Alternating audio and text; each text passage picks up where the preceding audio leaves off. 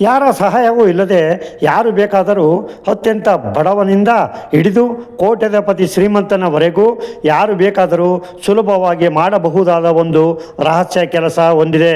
ಅಮಾವಾಸ್ಯೆ ದಿನ ಸೂರ್ಯೋದಯಕ್ಕೂ ಮುನ್ನವೇ, ಸೂರ್ಯನ ಕಿರಣಗಳು ಭೂಮಿಯನ್ನು ಸ್ಪರ್ಶಿಸುವ ಮುನ್ನವೇ, ಅಂದರೆ ಅತ್ಯಂತ ಪವಿತ್ರವಾದ ಬ್ರಹ್ಮ ಮುಹೂರ್ತದಲ್ಲಿಯೇ, ಅಂದರೆ ಬೆಳಗ್ಗೆ 4ರಿಂದ 6 ಗಂಟೆಯ ಒಳಗೆ ನಿದ್ರೆಯಿಂದ ಎದ್ದು ನಿಮ್ಮ ಇಡೀ ಮನೆಯ ಪ್ರತಿಯೊಂದು ಕೊಠಡಿಯನ್ನು, ಅಡುಗೆ ಮನೆಯನ್ನು, ದೇವರ ಕೋಣೆಯನ್ನು ಶುದ್ಧವಾದ ನೀರಿನಿಂದ ಸಂಪೂರ್ಣವಾಗಿ ತೊಳೆಯಿರಿ ಅಥವಾ ಶುಭ್ರವಾದ ಒಣಗಿದ ಬಟ್ಟೆಯಿಂದ ಒರೆಸಿರಿ.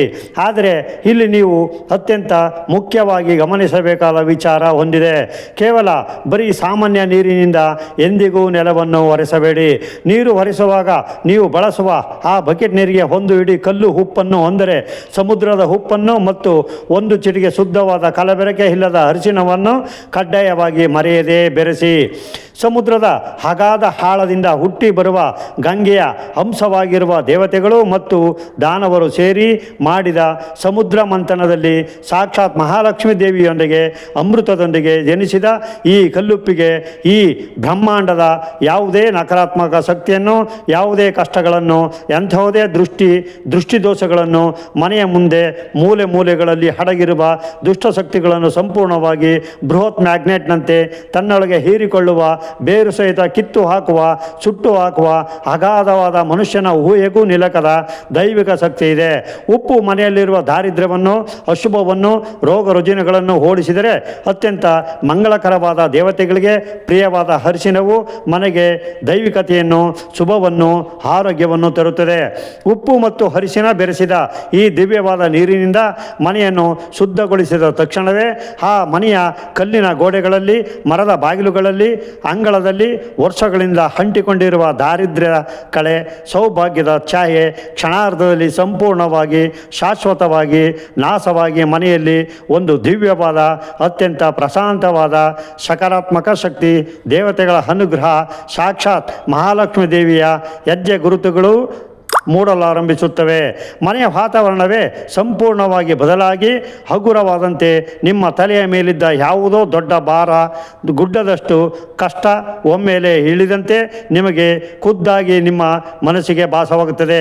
ತದನಂತರ ಈ ಸ್ವಚ್ಛತೆಯ ಕೆಲಸ ಮುಗಿದ ಮೇಲೆ ಅತ್ಯಂತ ಶುದ್ಧವಾಗಿ ಮೈ ತಲೆಗೆ ಸ್ನಾನ ಮಾಡಿ ಶುದ್ಧವಾದ ಒಣಗಿಸಿದ ಮಡಿಬಟ್ಟೆ ಧರಿಸಿ ನಿಮ್ಮ ಪವಿತ್ರವಾದ ದೇವರ ಕೋಣೆಯಲ್ಲಿ ಸಾಕ್ಷಾತ್ ಆ ಭಗವಂತನ ಪರಮಾತ್ಮನ ಫೋಟೋದ ಮುಂದೆ ನಿಮ್ಮ ಇಡೀ ವಂಶವನ್ನು ಕಾಯುವ ನಿಮ್ಮ ಕುಲದೇವರ ಮನೆದೇವರ ಮುಂದೆ ಅತ್ಯಂತ ಭಕ್ತಿಯಿಂದ ಶ್ರದ್ಧಾಪೂರ್ವಕವಾಗಿ 2 ಹಸುವಿನ ತುಪ್ಪದ ಅಥವಾ ಶುದ್ಧವಾದ ಎಳ್ಳೆಣ್ಣೆಯ ದೀಪಗಳನ್ನು ಬೆಳಗಿ ಆ ದೀಪದ ದಿವ್ಯ ಬೆಳಕಿಗೆ, ಆ ಪವಿತ್ರವಾದ ಅಗ್ನಿಯ ಜ್ವಾಲೆಗೆ, ಅಮಾವಾಸ್ಯೆಯ ಆ ಭೀಕರ ಕತ್ತೆಯಲ್ಲಿ ನಿಮ್ಮ ಜೀವನದ ಅಜ್ಞಾನವನ್ನು, ನಿಮ್ಮ ಹಾಗೂ ನಿಮ್ಮ ಪೂರ್ವಜರ ಎಲ್ಲ ಪಾಪ ಕರ್ಮಗಳನ್ನು ಸಂಪೂರ್ಣವಾಗಿ ಸುಟ್ಟು ಹಾಕುವ, ಭಸ್ಮ ಮಾಡುವ ಅಗಾಧ ಶಕ್ತಿ ಇದೆ.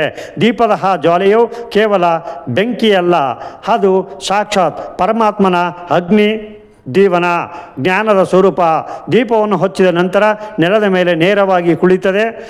ಒಂದು ಮರದ ಮಣೆ ಅಥವಾ ದರ್ಬೆಯ ಚಾಪೆ ಹಾಕಿ ಅದರ ಮೇಲೆ ಕುಳಿತು ಪ್ರಪಂಚದ ಎಲ್ಲ ಯೋಚನೆಗಳನ್ನು ಬದಿಗಿಟ್ಟು ನಿಮ್ಮ 2 ಕಣ್ಣುಗಳನ್ನು ಸಂಪೂರ್ಣವಾಗಿ ಮುಚ್ಚಿ ನಿಮ್ಮ 2 ಕೈಗಳನ್ನು ಎದೆಯ ಬಳಿ ಭಕ್ತಿಯಿಂದ ಜೋಡಿಸಿ ಮುಗಿದು ನಿಮ್ಮ ಹೃದಯದ ದಾಳಿಯಿಂದ ಅತ್ಯಂತ ನಿಷ್ಕಲ್ಮಶವಾದ ಪ್ರಾಮಾಣಿಕವಾದ ಭಕ್ತಿಯಿಂದ ನಿಮ್ಮ ನಗಲಿದ ನಿಮ್ಮ ವಂಶದ ಸಮಸ್ತ ಪೂರ್ವಜರನ್ನು, ನಿಮ್ಮ ಎತ್ತ ತಂದೆ ತಾಯಿ ಅಥವಾ ನಿಮ್ಮ ನಾಡಿಸಿದ ಆ ಅಜ್ಜ ಅಜ್ಜಿಯನ್ನು ಮನಸ್ಸಿನಲ್ಲಿ ಸ್ಪಷ್ಟವಾಗಿ ಕಣ್ಣಿಗೆ ಕಟ್ಟುವಂತೆ ಅವರ ಸುಖಮುಖವನ್ನು ಸ್ಮರಿಸಿ, ಹೇ ನನ್ನ ಪ್ರೀತಿಯ ಪಿತೃದೇವತೆಗಳೇ, ನನಗೆ ಜನ್ಮ ನೀಡಿದ ಮಹಾನುಭಾವರೇ, ನನ್ನ ಜೀವನದಲ್ಲಿ ತಿಳಿದುಕೋ ಅಥವಾ ತಿಳಿಯದೋ ನನ್ನ ಅಜ್ಞಾನದಿಂದಲೋ, ಕೆಲಸದ ವಿಪರೀತ ಒತ್ತಡದಿಂದಲೋ ಅಥವಾ ಹಣ ಯೌವನದ ಅಹಂಕಾರದಿಂದಲೋ ನಾನು ಇಲ್ಲಿಯವರೆಗೆ ಮಾಡಿದ ಎಲ್ಲ ತಪ್ಪುಗಳನ್ನು, ನಾನು ನಿಮಗೆ ತೋರಿದ ನಿರ್ಲಕ್ಷ್ಯವನ್ನು, ನನ್ನ ಎಲ್ಲ ಅಪರಾಧಗಳನ್ನು ಒಬ್ಬ ಮುಗ್ಧ ಮಗುವೆಂದು ತಿಳಿದು ದಯವಿಟ್ಟು ಮನ್ನಿಸಿ ಕ್ಷಮಿಸಿ.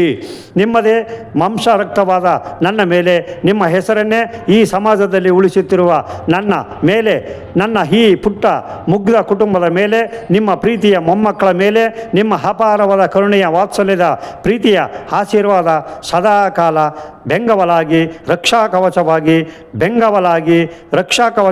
ಇರಲಿ.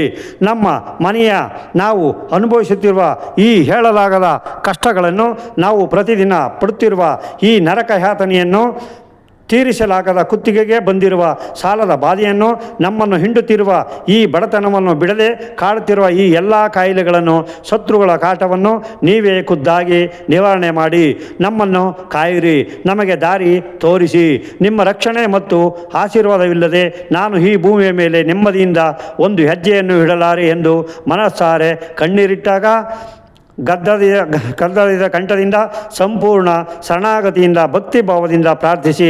ನಿಮ್ಮ ಬಿಸಿ ಕಣ್ಣೀರ ಪ್ರಾರ್ಥನೆ, ಆ ಅಂತರೀಕರಣದ ಭಕ್ತಿಯ ಕೂಗು ನೇರವಾಗಿ ಯಾವುದೇ ಅಡೆತಡೆಗಳಿಲ್ಲದೆ ಆ ಕ್ಷಣವೇ ಅದೇ ಗಳಿಗೆಯಲ್ಲಿ ಪಿತೃಲೋಕವನ್ನು ಮುಟ್ಟುತ್ತದೆ, ಬ್ರಹ್ಮಾಂಡವನ್ನು ಭೇದಿಸುತ್ತದೆ, ಅಲ್ಲಿರುವ ನಿಮ್ಮ ಪೂರ್ವಜರ ಕರುಳನ್ನು ಕರಗಿಸುತ್ತದೆ, ಅವರ ಮನಸ್ಸನ್ನು ತಂಪುಗೊಳಿಸುತ್ತದೆ. ನಿಮ್ಮ ಪಶ್ಚಾತ್ತಾಪದ ಕಣ್ಣೀರು ಅವರ ಪಾದಗಳನ್ನು ತೊಳೆಯುತ್ತದೆ, ಅವರಲ್ಲಿದ್ದ ಕೋಪವನ್ನು ಶಾಪವನ್ನು ಸಂಪೂರ್ಣವಾಗಿ ಕರಗಿಸಿ ಆಶೀರ್ವಾದವನ್ನಾಗಿ ಬದಲಾಯಿಸುತ್ತದೆ. ಅದೇ ಶುಭ ಅಮಾವಾಸ್ಯೆಯ ಅಂದು ಮಧ್ಯಾಹ್ನ ನಿಮ್ಮ ಮನೆಯಲ್ಲಿ ನೀವು ಮತ್ತು ನಿಮ್ಮ ಕುಟುಂಬದವರು ಊಟ ಮಾಡುವ ಮುನ್ನ ನಿಮ್ಮ ಮನೆಯಲ್ಲಿ ಅತ್ಯಂತ ಮಡಿಯಿಂದ ಮಾಡಿದ ಶುದ್ಧವಾದ ರುಚಿಯಾದ ಅನ್ನದ ಊಟದ ಒಂದು ಭಾಗವನ್ನು, ಒಂದು ದೊಡ್ಡ ತುತ್ತನ್ನು, ಸಾಧ್ಯವಾದರೆ ಅದರ ಜೊತೆಗೆ ಸ್ವಲ್ಪ ಸಿಹಿಯನ್ನು, ಬೆಲ್ಲ ಅಥವಾ ಪಾಯಸ ಸೇರಿಸಿ ಅತ್ಯಂತ ಪ್ರೀತಿಯಿಂದ ಸಾಕ್ಷಾತ್ ದೇವರಿಗಿರುವ ನೈವೇದ್ಯದಂತೆ ತೆಗೆದುಕೊಂಡು ಹೋಗಿ ನಿಮ್ಮ ಮನೆಯ ಚಾವಣಿಯ ಮೇಲಿರುವ ಅಥವಾ ನಿಮ್ಮ ಅಂಗಳದಲ್ಲಿರುವ ಒಂದು ಕಾಗೆಗೆ ಅಥವಾ ನಿಮ್ಮ ಬೀದಿಯಲ್ಲಿ ನಡೆದುಕೊಂಡು ಹೋಗುತ್ತಿರುವ ಸಕಲ 33 ಕೋಟಿ ದೇವಾನುದೇವತೆಗಳ ಏಕೈಕ ವಾಸಸ್ಥಾನವಾದ ಮೂಕ ಪ್ರಾಣಿಯಾದ ಜಗನ್ಮಾತೆಯಾದ ಗೋಮಾತೆಗೆ ಅಥವಾ ಸಾಕ್ಷಾತ್ ಕಾಲಭೈರವನ ಸ್ವರೂಪವಾದ ನಿಮ್ಮ ಬೀದಿಯನ್ನು ಕಾಯುವ ಒಂದು ಬಡ ಬೀದಿನಾಯಿಗೆ ನಿಮ್ಮ ಕೈಯಾರೆ ಅತ್ಯಂತ ಪ್ರೀತಿಯಿಂದ ಕರುಣೆಯಿಂದ ತಿನ್ನಿಸಿ. ನಮ್ಮ ಪುರಾಣಗಳ ಶಾಸ್ತ್ರಗಳ ಪ್ರಕಾರ ಕಾಗೆಯು ಸಾಕ್ಷಾತ್ ಯಮಧರ್ಮರಾಜನ ಸಂದೇಶವಾಹಕ ಮತ್ತು ಪಿತೃಗಳ ಅಮಾವಾಸ್ಯೆಯ ದಿನ ಕಾಗೆಯ ರೂಪದಲ್ಲೇ ಪಕ್ಷಿಯ ರೂಪದಲ್ಲೇ ಭೂಮಿಗೆ ಬಂದು ನಾವು ನೀಡುವ ಭಕ್ತಿ ಅನ್ನವನ್ನು ಸ್ವೀಕರಿಸುತ್ತಾರೆ ಎಂಬ ಗಾಢವಾದ ಎಂದಿಗೂ ಸುಳ್ಳಾಗದ ನಂಬಿಕೆ ಇದೆ. ಆ ಮೂಕ ಪ್ರಾಣಿಗಳು ನೀವು ಪ್ರೀತಿಯಿಂದ ಶ್ರದ್ಧೆಯಿಂದ ನೀಡಿದ ಆ ಅನ್ನವನ್ನು ಸಂತೋಷದಿಂದ ತಿನ್ನುವಾಗ, ಆ ಪ್ರಾಣಿಯ ಹೊಟ್ಟೆ ತುಂಬುವಾಗ ಆ ಒಂದೊಂದು ತುತ್ತು ಅನ್ನವು ಸಾಕ್ಷಾತ್ ಅಗೋಚರ ರೂಪದಲ್ಲಿ ನಿಮ್ಮ ಮುಂದೆಯೇ ನಿಂತಿರುವ ನಿಮ್ಮ ಪಿತೃಗಳ ಬಾಯಿಗೆ, ಅವರ ಹೊಟ್ಟೆಗೆ ನೇರವಾಗಿ ಅಮೃತದಂತೆ ಸೇರುತ್ತದೆ. ವರ್ಷಗಳಿಂದ ದಶಕಗಳಿಂದ ಅವರಲ್ಲಿದ್ದ ಆ ಭೀಕರವಾದ ಹಸಿವು, ಆ ತಡೆಯಲಾಗದ ಬಾಯಾರಿಕೆ ಸಂಪೂರ್ಣವಾಗಿ ಶಾಶ್ವತವಾಗಿ ನೀಗುತ್ತದೆ. ಅವರ ಆತ್ಮಕ್ಕೆ ಸಂಪೂರ್ಣವಾದ ಪರಮಶಾಂತಿ, ಪರಮಾನಂದ, ತೃಪ್ತಿ ಸಿಗುತ್ತದೆ.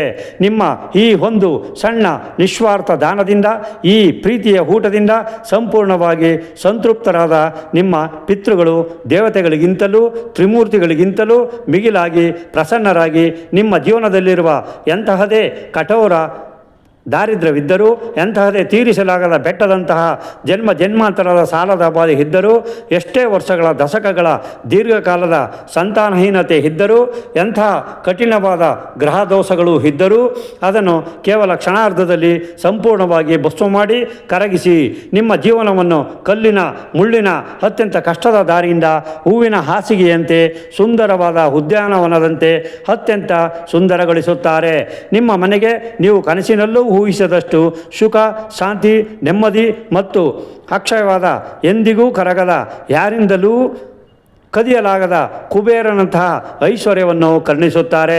ಅಮಾವಾಸ್ಯೆಯ ಈ ಕತ್ತಲಿನ ದಿನದಂದು, ಈ ಭೀಕರ ನಿಗೂಢ ರಾತ್ರಿಯಲ್ಲಿ ಕತ್ತಲನ್ನು ಸೀಳಿ ಬೆಳಕನ್ನು ತರುವ, ಅಜ್ಞಾನವನ್ನು ನಾಶ ಮಾಡುವ, ಮಾಟ ಮಂತ್ರಗಳನ್ನು ಸುಟ್ಟು ಹಾಕುವ, ದುಷ್ಟಶಕ್ತಿಗಳನ್ನು ಮೆಟ್ಟಿ ನಿಲ್ಲುವ, ಮೃತ್ಯುವನ್ನೇ ಯಮನನ್ನೇ ಜಯಿಸುವ ಅಗಾಧವಾದ ಅನಂತವಾದ ಅಖಂಡ ಶಕ್ತಿ, ಆ ಕೈಲಾಸನಾಥನಾದ ಭಕ್ತರ ಇಷ್ಟಾರ್ಥಗಳನ್ನು ಈಡೇರಿಸುವ ಮಹಾಕಾಳೇಶ್ವರ ತ್ರಿಶೂಲಧಾರಿ ಪರಮಶಿವನಿಗೆ ಮತ್ತು ಸಂಕಟ ಮೋಚನವಾದ ಭಕ್ತಿ ವೈರಾಗ್ಯದ ತ್ರಿಮೂರ್ತಿಯಾದ ಅಖಂಡ ಬ್ರಹ್ಮಚಾರಿ ರಾಮಭಕ್ತ ವಾಯುಪುತ್ರ ಅಂಜನಿಪುತ್ರ ಹನುಮಂತನಿಗೆ ಮಾತ್ರ ಇದೆ.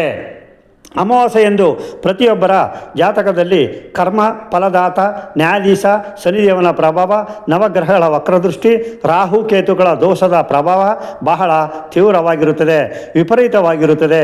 ದುರ್ಬಲ ಮನಸ್ಸಿನವರೇ ಮೇಲೆ, ಬಡವರ ಮೇಲೆ, ರೋಗಿಗಳ ಮೇಲೆ ಇದು ಅತ್ಯಂತ ಕೆಟ್ಟ ಮಾರಕ ಪರಿಣಾಮ ಬೀರುತ್ತದೆ.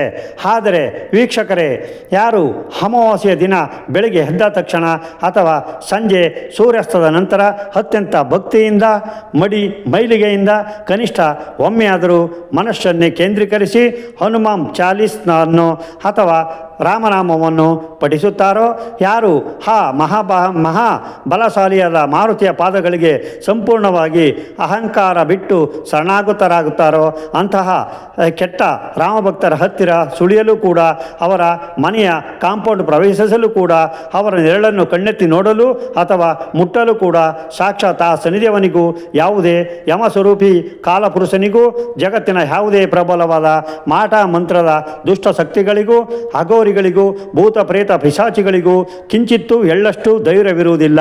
ಅವರು ಹನುಮಂತನ ಆ ವಾಯುಪುತ್ರನ ಹೆಸರನ್ನು ಆತನ ಜಯಘೋಷವನ್ನು ಕೇಳಿದರೆ ಸಾವಿರಾರು ಮೈಲಿ ದೂರ ಓಡಿ ಹೋಗುತ್ತಾರೆ, ಗಡಗಡ ನಡುಗುತ್ತಾರೆ.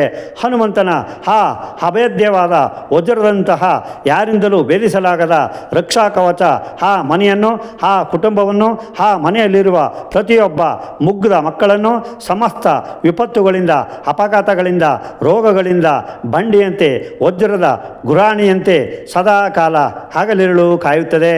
ಭಕ್ತರೇ, ಯಾವುದೇ ಕಾರಣಕ್ಕೂ ಮರೆತೂ ಕೂಡ ನಿಮ್ಮ ನಿರ್ಲಕ್ಷ್ಯದಿಂದ, ಉಡಾಪೆಯಿಂದ ಅಥವಾ ಕೇವಲ ಸೋಮಾರಿತನದಿಂದ ಸುಮ್ಮನೆ ವ್ಯರ್ಥ ಮಾಡಬೇಡಿ.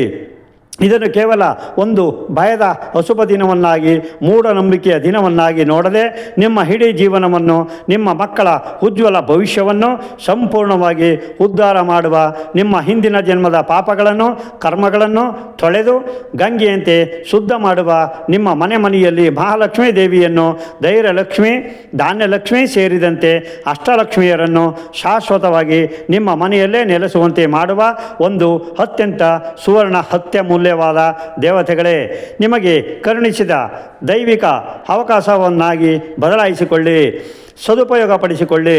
ಈ ದಿನ ನೀವು ಕೇವಲ 10 ನಿಮಿಷ ಶ್ರದ್ಧೆಯಿಂದ ಮಾಡುವ ಆ ಸಣ್ಣ ಕಲ್ಲುಪ್ಪಿನ ಅರಿಶಿಣದ ನೀರಿನ ಸ್ವಚ್ಛತೆ, ದೇವರ ಮುಂದಿನ ಆ ಒಂದು ಪುಟ್ಟ ತುಪ್ಪದ ದೀಪದ ಶುದ್ಧ ಬೆಳಕು ಮತ್ತು ನಿಮ್ಮ ಚಾವಣಿಯ ಮೇಲಿರುವ ಕಾಗೆಗೆ ಅಥವಾ ಬೀದಿಯ ಹಸುವಿಗೆ ಅತ್ಯಂತ ಪ್ರೀತಿಯಿಂದ ಕರುಣೆಯಿಂದ ನೀಡುವ ಆ ಒಂದು ತುತ್ತು ಅನ್ನದಾನ ನಿಮ್ಮನ್ನು, ನಿಮ್ಮ ಹಿಂದಿನ ಕುಟುಂಬವನ್ನು ಮಾತ್ರವಲ್ಲ, ನಿಮ್ಮ ಮುಂದಿನ 7 ತಲೆಮಾರುಗಳನ್ನು, ಹುಟ್ಟುವ ಮಕ್ಕಳನ್ನು ಕಾಪಾಡಬಲ್ಲದು, ರಕ್ಷಿಸಬಲ್ಲದು. ನಿಮ್ಮ ವಂಶದ ಕೀರ್ತಿಯನ್ನು ಸೂರ್ಯಚಂದ್ರರು ಇರುವವರೆಗೂ ಬೆಳಗಬಲ್ಲದು ಎಂಬುದು ವೇದ ಉಪನಿಷತ್ತುಗಳ ತ್ರಿಕಾಲ ಜ್ಞಾನಿಗಳಾದ ನಮ್ಮ ಋಷಿಮುನಿಗಳ ವಾಕ್ಯವಾದ ಅತಿ ದೊಡ್ಡ ಜಗತ್ತಿನಲ್ಲಿ ಎಂದಿಗೂ ಯಾವ ಕಾಲಕ್ಕೂ ಸುಳಿಯಾಗದ ಪರಮ ನಗ್ನ ಸತ್ಯ. ವೀಕ್ಷಕರೇ, ಈ ವಿಡಿಯೋ ನಿಮಗೆ ಇಷ್ಟವಾಗಿದ್ದರೆ ವಿಡಿಯೋನ ಲೈಕ್ ಮಾಡಿ ಮತ್ತು ಕಮೆಂಟ್ನಲ್ಲಿ ಜೈ ಮಹಾವಿಷ್ಣು ಅಥವಾ ಜೈ ಪಿತೃದೇವಾಯ ನಮಃ ಎಂದು ಬರೆಯಿರಿ. ಹಾಗೆ ನಮ್ಮ ಚಾನೆಲ್ ಸಬ್ಸ್ಕ್ರೈಬ್ ಆಗೋದ ಮರಿಬೇಡಿ. ಮತ್ತೆ ಮುಂದಿನ ವಿಡಿಯೋದಲ್ಲಿ ಸಿಗೋಣ. ಓಂ ನಮಃ ಶಿವಾಯ.